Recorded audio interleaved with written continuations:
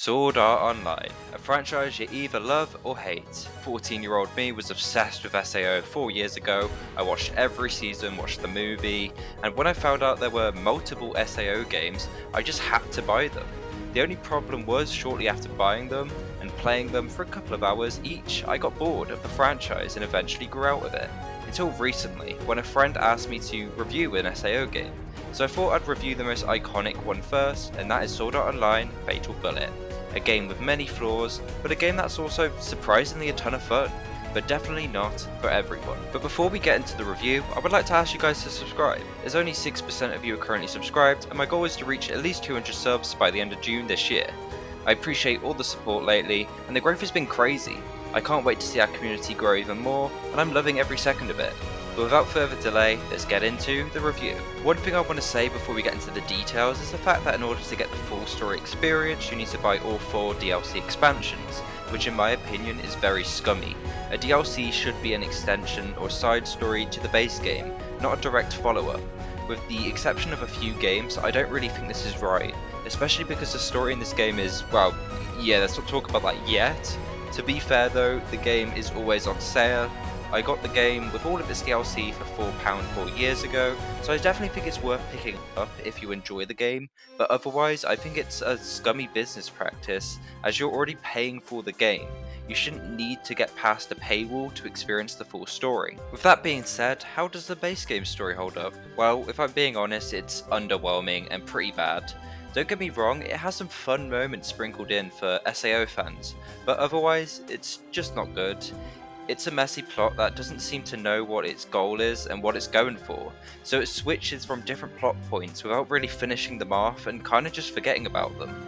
I thought the main villain was bland and their motives were just a bit lacking and boring, and I also found there to be a lack of consequences and risks involved for an SAO game until literally the last 20 minutes. There's also a side story which is honestly awful. It's a reimagined version of the Death Gun arc from Season 2, but instead of being interesting, it's just a 30-minute experience, if you can even call it that, of just talking and plot points that don't really make sense, especially with Xenon already being an established character in the previous games. Her backstory just feels pointless, as she has no reason to be in the other games, and here it's dumb when Kirito has to use a different disguise. I found it hard to believe that she wouldn't notice her friend who looks the same just with different hair, and her name is Kiriko instead of Kirito.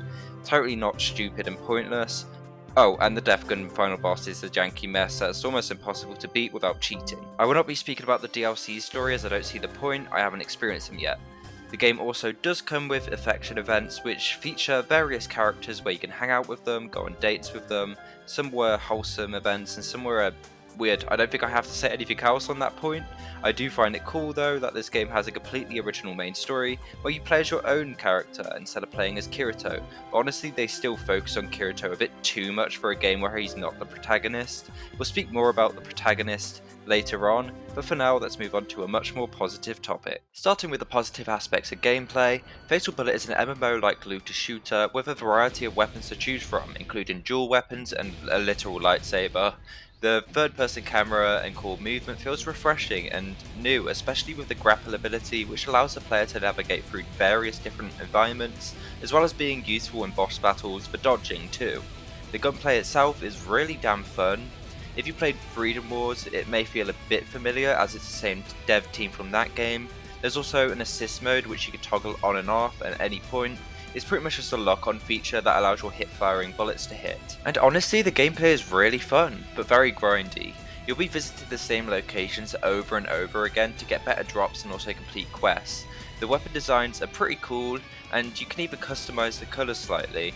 You get a ton of drops in this game from killing anything and looting things. These drops could be materials, accessories and other weapons. I did like the system, but it did feel a bit annoying when you were over capacity, so you had to constantly sell or destroy weapons because of your limited storage. This is more of a late game problem though, and whilst I do really enjoy the gameplay, there are a few massive flaws I want to speak about before we get into the details. First of which is the abysmal AI, both enemy and ally.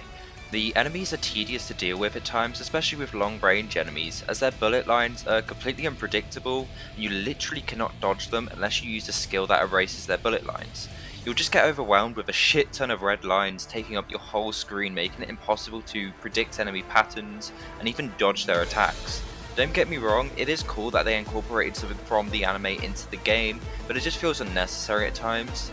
You also cannot take cover properly, you can't even shoot from behind cover or through things like fences, so you can't really play the game tactically. Your teammates also have awful AI, even worse than the enemies. Oftentimes they literally won't do anything except from stand there, and when you get knocked down they will literally do backflips on your fucking cold dead corpse instead of actually reviving you, and when they do they just get instantly one shot because they are absolutely brain dead at times, even with the commands you give them. Sometimes they will also just get stuck on objects or stop moving entirely, so you have to command them to teleport to you, which doesn't always work, and sometimes they may get stuck in an infinite loop of jumping off of a structure and knocking themselves down constantly. And sometimes you yourself will get stuck infinitely flipping up a steep area, and some other times you may even get locked in place for a few seconds, especially after switching weapons or jumping.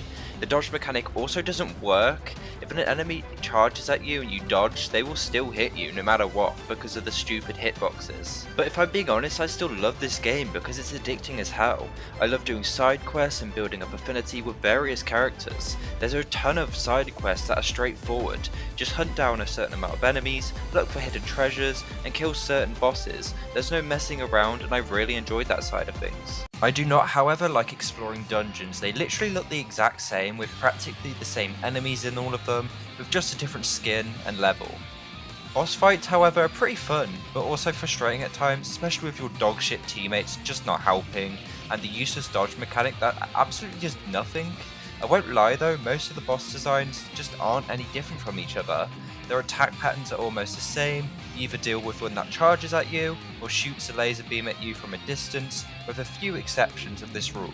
Sometimes your bullets just won't hit either, even if you're hitting enemies in the skull. I guess their heads may be made out of like titanium or something, or sometimes, especially in the arena mode, enemies will just stand there and not even try to fight back, which is accurate I guess, since we are playing a game inside of a game, so I guess there are just noobs. I hate saying that word. I should also address the black box at the left of the screen. For some reason PS4 games like to put licenses and watermarks in your recordings, only some of them, which for some games take up the whole screen because I guess they didn't want smooth gameplay and through advertising. I would have used my capture card to get around this issue, but I don't currently have access to it properly, so that's a shame. With some of the negatives out the way, let's get into the fun part of the game. The skills are super fun to use, with a variety of different ways to use them to your advantage, whether you want to buff your allies or yourself, or if you want to speed yourself up and go in with a melee build.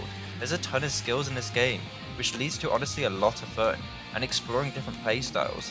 Endgame is also honestly really fun, especially on extreme difficulty. I enjoyed hunting down enemies, taking on the surprisingly not dead co-op missions, and building up skill and weapon affinity. There's a ton to do, not only throughout the game, but also at the end of the game. Honestly, it's limitless with how much you can do, especially with the endgame content and DLC. The soundtrack is also pretty decent, definitely not memorable, but there are a few tracks that are straight up bangers, especially the opening theme. Character customization, though limited at first, does open up once you unlock more outfits and accessories, as well as being able to customize the outfit colours and accessory colours. Now I'm going to speak about my big, main, 3 complaints: the fan service, the trophy system, and the graphics and world. Fanservice has been something I've always hated about the SAO anime. You would have these really great character moments or cool plot points, but instead of focusing on the good world building, it was constantly brought down by honestly creepy and weird fanservice. I will never condone the sexualization of underage characters. It's something that just shouldn't happen. And as an almost 19-year-old man, it quite frankly makes me feel uncomfortable when I'm enjoying a piece of media and then all of a sudden, generic harem MC just so happens to jump out of a plane and just so happens to fall on walking fan service, and oh no, he's accidentally groping her, so funny. It's the same with the whole walking in on someone changing trope. It's cringe, it's overused and creepy. And I know not all fan service is bad and sex sells, but sometimes there's just no need for it, because there's many forms of media that are still successful whilst also having no fan service, or little to no fan service, and I can name many series that don't need this. And don't get me wrong, I don't care if the characters are of age, but seeing high schoolers being put in sexual situations like this, it's disgusting, and it's not really any wonder why people view the anime community in that way. The reason I'm speaking about this is because even in this game, it's ruined by fan service. And yeah, I absolutely love cheating on my canonical girlfriend. You go, Kirito, what a bloody stud. I just think there is no place in SAO for this. especially with the themes of SA against women. It just feels wrong to bring awareness towards that issue and then a few minutes later do the exact same thing. But oh, it's comedy, so it's okay. It was never funny, and it never will be. And the fact that these scenes are either tied to the story or required for the 100% completion and progression is annoying as hell. Even if you can use the skip button on most of these scenes, for some reason you cannot skip the sleepover scenes, which is gross as hell. And as a reviewer, I want to experience everything, but I can definitely say these scenes aren't too extreme or anything. They're just weird and creepy. My next massive complaint is the fact that there's multiple trophies tied to the PvP mode. So if you want to get that 100%, then I'm sorry, but you either have to wait hours, and I mean hours, just to maybe find a game of PvP if you're lucky, or ask a friend to help you. I hate when games have online required achievements, especially because not everyone can afford to pay for PS Plus to play online. And even if you're playing on PC, the online servers are still dead for PvP, though co-op mode is still surprisingly active for missions.